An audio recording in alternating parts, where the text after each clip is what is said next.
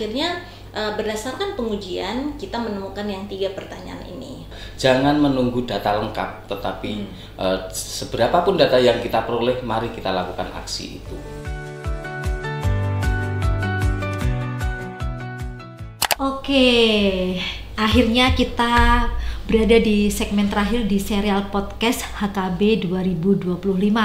Nah, di segmen-segmen selanjutnya kita sudah banyak nih membahas tentang mengapa alat HDNES dikembangkan, kemudian siapa saja yang terlibat, dan bagaimana proses konsultasinya yang tentunya di sini melibatkan dari rekan-rekan penyandang disabilitas ya.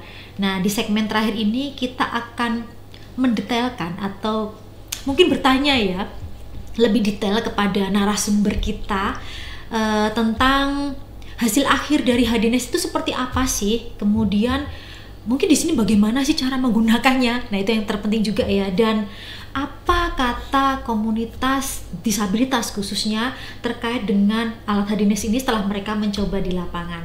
Oke. Nah, Bu Lili, saya langsung tunjuk lagi nih. Oke. Alat HDNES ini kan terdiri dari beberapa pertanyaan ya. Ya. Dan kemudian bagaimana sih tim waktu itu ya memilih pertanyaan yang akhirnya dipakai di alat ini? Seperti itu. Ya. Dan mengapa memilih pertanyaan itu? Oke, iya. Jadi memang kita berangkat dari kebutuhan untuk memilih pertanyaan yang singkat gitu. Jadi nggak banyak-banyak. Nah, memang untuk dapat 3 pertanyaan yang sekarang digunakan di HDNES itu harus kita melalui pemilihan dulu ya. Jadi harus melalui di mana kita punya beberapa alternatif pertanyaan yang kemudian diuji cobakan termasuk oleh Vidakama dan kita lihat ini hasilnya apakah sesuai yang kita harapkan, dalam arti bisa menunjukkan kebutuhan yang sebenarnya dari penyandang disabilitas saat bencana. Berdasarkan pengujian kita menemukan yang 3 pertanyaan ini. Pertama, menanyakan apakah Anda butuh mengandalkan orang lain saat bencana gitu ya, dan kemudian apakah Anda butuh menggunakan alat bantu seperti kursi roda, tongkat, dan lain sebagainya. Dan yang ketiga, pertanyaannya tentang apakah Anda membutuhkan informasi dalam bentuk atau format alternatif, bahasa isyarat mungkin, atau tulisan yang lebih besar dan lain sebagainya.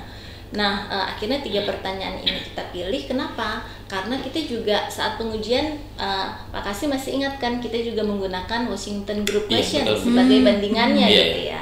Dan ternyata hasil pengujian kami menunjukkan bahwa 80% responden yang teridentifikasi punya disabilitas dengan Washington Group Question itu juga tertangkap oleh 3 pertanyaan ini. Hanya dengan 3 pertanyaan. Betul. Dan jadi, langsung menyasar kebutuhan gitu ya. Oke.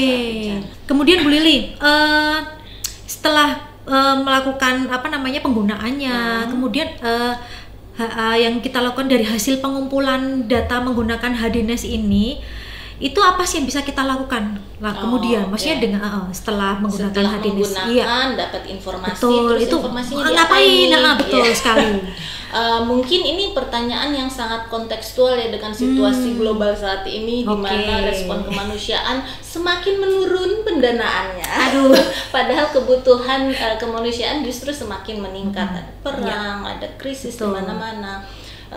Nah, ini mengakibatkan kita pelaku kemanusiaan tuh nggak bisa kayak dulu lagi. Mungkin ngasih bantuan yang sama untuk semua gitu ya. Jadi, masif, yang penting tersedia aja gitu kan. Nah, tapi itu dulu. Sekarang kita harus semakin bisa efisien nih, karena sumber daya kita semakin terbatas. Nah, HDNES ini bisa membantu para pelaku kemanusiaan untuk kemudian melihat di mana penyandang disabilitas, kebutuhannya apa, dan berapa banyak harus kita sediakan untuk memenuhi kebutuhan spesifik tersebut. Jadi bisa membantu respon kemanusiaan menjadi lebih inklusif, karena kemudian jadi targeted, dan juga pelaku kemanusiaan jadinya bisa mengadaptasi kan intervensi yang mereka berikan. Jadi bantuan yang diberikan itu bisa lebih tepat sasaran dan juga tepat guna. Oke, jadi malah lebih bagus ya, karena maksudnya inklusif, tepat guna, tepat sasaran, efisien juga. Betul, ya kan? Gitu. Donor senang hemat. Betul, sebenarnya itu yang paling penting ya. Oke. Nah kemudian dari Pak Kasih sendiri nih, kemarin kan dari Vidakama sendiri ya dan teman-teman disabilitas lainnya itu kan terlibat nih di dalam uji coba dan juga penggunaan alat Hadines ini. Nah, kalau dari Pak Kasih sendiri sih, apa sih pesan-pesan mungkin nih yang ingin disampaikan khususnya untuk teman-teman organisasi lain ataupun juga pemerintah nih, pemerintah daerah, pemerintah nasional yang ingin menggunakan alat Hadines ini? Jadi dari 3 pertanyaan yang kemudian disepakati untuk digunakan di Hadines dalam asesmen di situasi darurat, ini pesan intinya sebenarnya adalah ketika terjadi situasi darurat, mari kita gunakan alat ini. Karena dari alat ini tadi sudah dijelaskan sudah akan mendapatkan data-data yang akurat untuk memenuhi kebutuhan-kebutuhan terutama bagi masyarakat disabilitas di situasi darurat. Seperti itu. Kemudian tentunya di dalam situasi darurat dalam sebagai pelaku aksi kemanusiaan itu prinsipnya adalah secepatnya melakukan aksi, sehingga pesan intinya adalah jangan menunggu data lengkap, tetapi seberapapun data yang kita peroleh, mari kita lakukan aksi itu.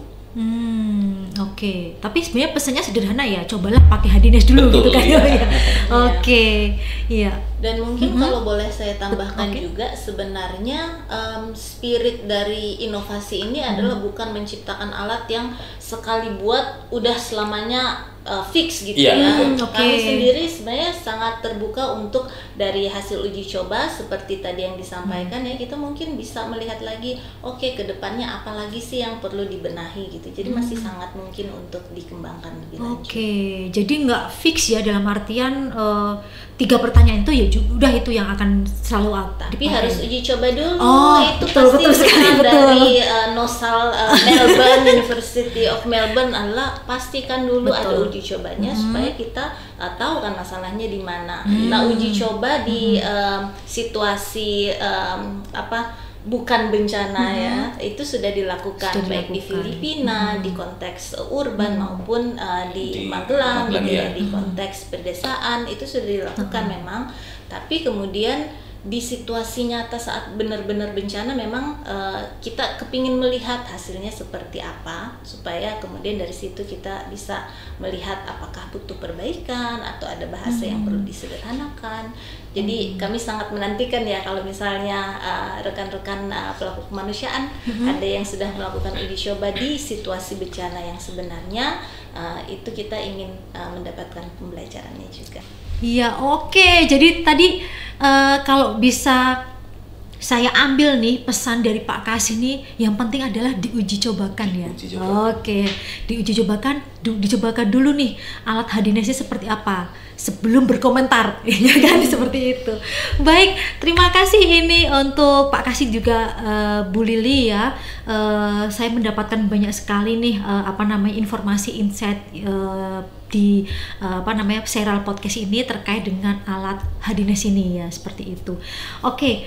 Jadi teman-teman semuanya, dari 3 segmen di serial podcast ini saya juga sudah coba untuk simpulkan dan saya mendapatkan 3 hal yang memang menjadi saya highlight nih dari serial podcast pada kali ini. Yang pertama adalah ternyata alat Hadines ini tuh bisa menjawab kesenjangan dalam pendataan disabilitas di fase awal bencana. Nah, yang kedua, alat Hadines ini itu dirancang dengan pendekatan yang inklusif dan juga praktis tentunya. Dan yang ketiga, alat Hadines ini bisa kita gunakan untuk memastikan tidak ada seseorang pun yang terlewat dalam respons kemanusiaan atau no one left behind. Oke. Nah, karena ini waktu juga sudah, dan tentunya saya mengucapkan terima kasih nih kepada 2 narasumber kita pada serial kali ini yang sangat hebat dan menginspirasi semuanya. Ya, ada Ibu Lili dan juga Pak Kasih.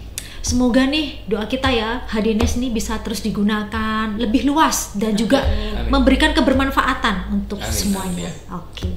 Nah, teman-teman, rekan-rekan semuanya, apabila teman-teman ingin mengetahui lebih lanjut apa sih itu alat HDNES, nah teman-teman bisa kunjungi website ASB di asbindonesia.org. Nah, di sana nanti teman-teman bisa mengunduh panduannya secara lengkap.